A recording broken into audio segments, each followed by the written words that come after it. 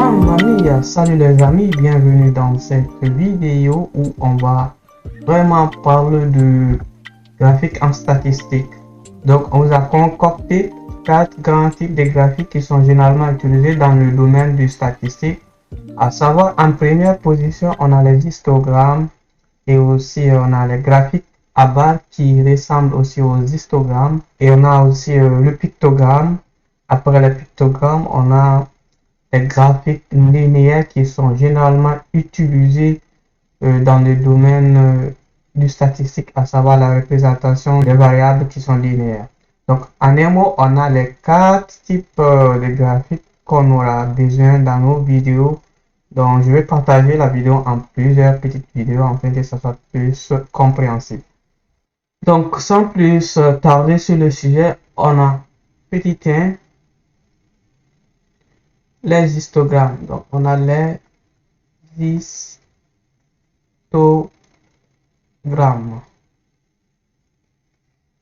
Donc, concernant les histogrammes, on va prendre un exemple très basique, à savoir la relation ou encore l'évolution de la population d'un pays dans le temps. Donc, on a ici, exemple, on a l'année 2000.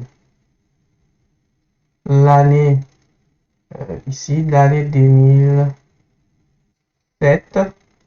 En fait, les écarts de période, c'est à vous de choisir, en fait, comment vous voulez que votre donnée soit représentée dans le temps. Donc, ici, ça, c'est notre point d'origine, à savoir l'année. On met 0 ici comme étant notre point d'origine. Ça peut être n'importe quelle année avant 2000. Et de cette période à 2000, on a X période. Et de 2000 à 2007, on a cette période. On peut utiliser un écart de cette période. De 2007 à 2014. Donc, à gauche ici, on a notre variable concernant l'évolution de la population. On va prendre un 2, on a 2 millions, donc un écart de 2 millions, 4 millions, 6 millions et 8 millions. Donc, on a des valeurs qui sont représentées en millions d'habitants. Donc, on a 2 millions, 4 millions, 6 millions et 8 millions. Cependant, on dit que en période 2000, cette population qu'on va dire population du pays Y, donc d'un pays quelconque, et son évolution dans le temps. Ici, on a le temps. Cette population a augmenté et atteint la barre des 2 millions. Donc, si vous voyez bien, ce dernier ressemble beaucoup plus à un nuage de points. Donc, ce qui nous interpelle beaucoup plus, c'est les graphiques avec les nuages de points, mais on va utiliser les histogrammes en fait, afin que ça soit différent des graphiques en points. Donc, on a 2000. On vous dit qu'en 2007, la population a atteint la barre des 6 millions. Donc, on a 6 millions. Parfait. Cependant, on vous dit que en 2014, la population a chuté en fait, parce qu'il y a eu une grande pandémie à l'intérieur du pays, donc la population a beaucoup chuté. On a par exemple 5 millions 800 000, donc on a 5 millions 800 000.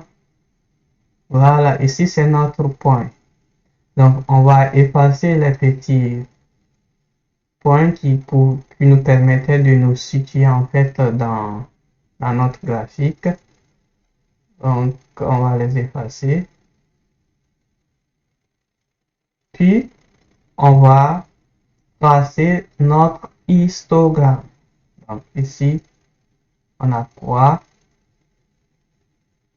Ici on a notre première période. Bravo. Ici, on a notre seconde période qui est là. Et ici, on a notre chute en fait. Donc, la période où il y a eu la pandémie. Donc, il y a eu une baisse.